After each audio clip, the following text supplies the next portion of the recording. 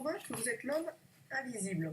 Oui. Enfin, Mais bon. il y a quelques petites parties qui sont invisibles, mais d'autres qui sont visibles, donc ouais. Mais j'ai des arguments pour ça, enfin j'ai plutôt des chiffres. Et si je vous dis 0,6%, ça vous fait penser à quoi? Ça, je sais, bon, il dit n'importe quel chiffre, mais 0,6%, j'ai étudié ça, c'est la représentation des personnes portant un handicap à la télé. Exactement, gagné, bravo. En janvier dernier, le CSA, le Conseil supérieur de l'audiovisuel, a dévoilé ses chiffres sur la diversité à la télévision française. Et bien sûr, dans la diversité, il y a le handicap, et on vient de le dire, 0,6% des personnes handicapées sont visibles à la télé, alors que le handicap représente à peu près 12% de la population. Et comment les diffuseurs justifient cet écart de représentation? Alors ils disent que c'est un manque de télégénéité.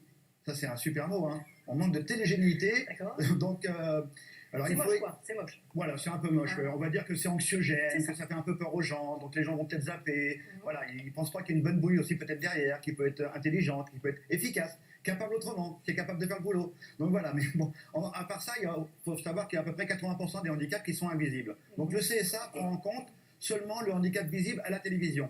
Mais même en prenant ce paramètre en compte, on est bien d'accord que le handicap ne crève pas l'écran. C'est pour dire le handicap invisible, c'est par exemple les traumatisés crâniens, pour bien que les gens sachent Exactement, oui, que ça ne soit pas voilà, forcément. les maladies invalidantes Voilà. et ainsi de suite. Et pourtant, le handicap, quelquefois, fait un carton à la télé. Ouais, là, franchement, mais là, la preuve que ça fonctionne. Regardez la jeune femme trisomique qui Vous s'appelle. avez reçu Oui, Mélanie, exactement. Qui a présenté la météo sur France Télévisions. 5,3 millions de téléspectateurs devant la télé. Plus de 3 millions de vues sur les réseaux sociaux derrière. Un carton extraordinaire. Ça veut bien dire que ça fonctionne. Il y a d'autres moments télé importants comme ça qu'on peut citer? Oui, en novembre 2017, TF1 a diffusé une fiction qui s'appelle Mention particulière. Là, une jeune fille trisomique veut réussir son bac. Donc encore là, les téléspectateurs sont présents. France Télévisions, les Jeux paralympiques, 100 heures de direct. Bim, les téléspectateurs sont présents. Ils ont envie de voir des sportifs de haut niveau. Et alors, le film le plus important qu'on ait jamais vu au cinéma, c'est quoi? C'est Intouchable, encore une fois. Et d'ailleurs, TF1 poursuit son aventure. Là, le 5 février prochain, ils vont diffuser Les Bracelets Rouges. Oui. C'est une série qui va être diffusée. C'est une série espagnole qui a cartonné en Espagne et qui a été adaptée en France. Et ça, c'est à la télé, mais il y a aussi des magazines qui ont une ligne éditoriale sur les handicapés. Oui, là, mais ça remonte à un petit bout de temps. Alors, on a le premier là qu'on va présenter qui s'appelle Faire Face. Donc, c'est un magazine de l'Association des paralysés de France. Attention, hein, ce n'est pas un magazine interne. C'est un magazine qu'on peut commander sur abonnement. Donc, il est vraiment complet et ça s'adresse bien sûr aux personnes handicapées, à leurs familles, mais aussi au grand public. Vous avez également Être handicap. Allez, je vous sers de bras. Voilà, merci Marina. Vous voyez comme quoi tout est complémentaire. Alors, vous avez Être handicap, hein, c'est pareil, c'est un trimestriel. Alors là, eux, ils sont partis plutôt sur l'emploi des personnes handicapées. Voilà, comment ça s'adresse aux chefs d'entreprise, mais aussi au grand public.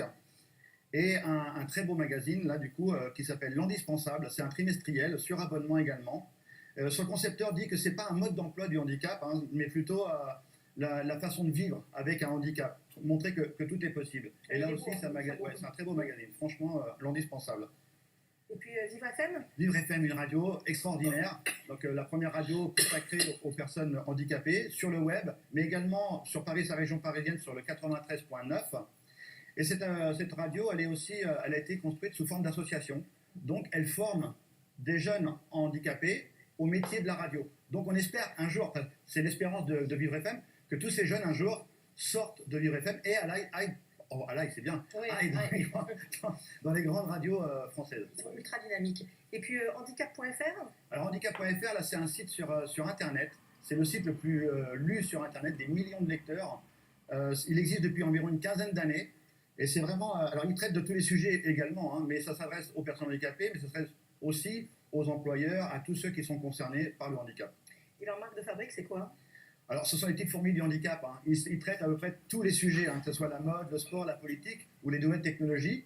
Voilà, ils sont présents sur tous les terrains pour montrer effectivement que le handicap, c'est aussi beau à voir à la télévision et que ça peut être aussi compétitif. En tout cas, ils ont compris que les handicapés, c'est pas que par le prisme de la santé. Mais Non, voilà, exactement.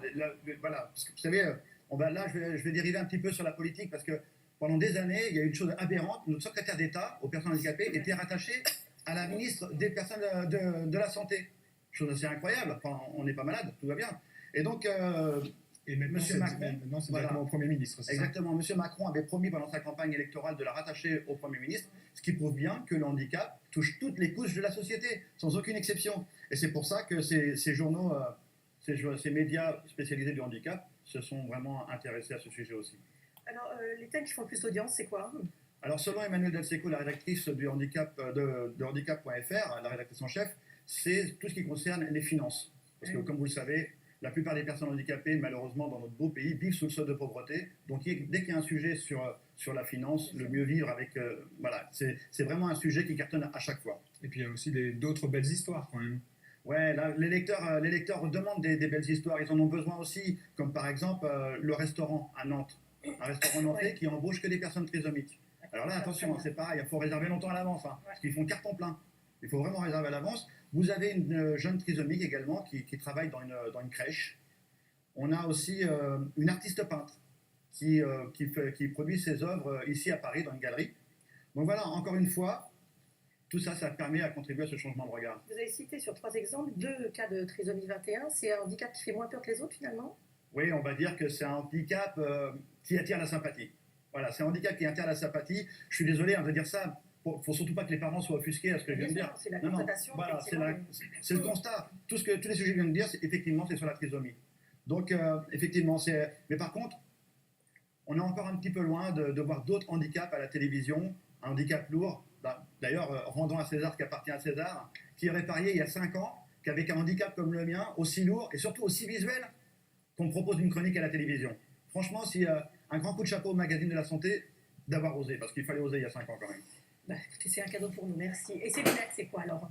Alors ces lunettes, Dites-nous. eh bien écoutez, on va les mettre, si vous êtes d'accord avec moi, on va Oui, mettre bien à sûr, on va chacun. les mettre. Parce que là, franchement, il faut arriver à convaincre ces patrons de chaînes de télévision que le handicap n'est plus anxiogène. Marina, j'ai besoin d'un coup de main au secours. J'arrive. Parce que moi, je veux rendre aussi hommage à Jean-Pierre Coff en même temps. Allez-y, parlez. Et donc, oui, moi, alors, je les mets. je les mets. Donc, c'est pour dire à toutes ces chaînes de télévision, à tous ces directeurs de chaînes de télévision, qu'il faut qu'ils arrêtent d'avoir peur du handicap. Que le handicap n'est plus anxiogène. Vous voyez ce qu'il y a marqué sur ces lunettes? Il y a marqué changer le regard du handicap. Voilà. Ces lunettes, je les ai empruntées au Friandises Trophy. C'est un raid d'aventure qui a lieu tous les ans, un raid d'aventure inter-entreprise pour changer le regard, encore une fois, sur le handicap. Donc, allez-y, n'ayez pas peur. Et on souhaite une chose, ce sera mon dernier mot. Vivement qu'on ait un Harry Roselmack présentateur à la télévision.